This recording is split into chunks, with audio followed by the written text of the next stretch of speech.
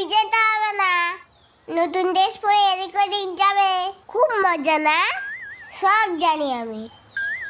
Happy birthday আর কাউর হয় না, তোরই দেখলাম শুধু। যত সব।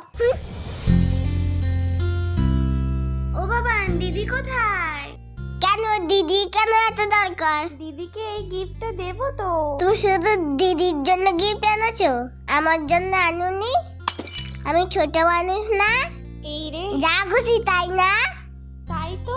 ঠিক আছে, তোমার জন্মদিন আসুক তখন তোমাকে গিফট দেবো, কেমন?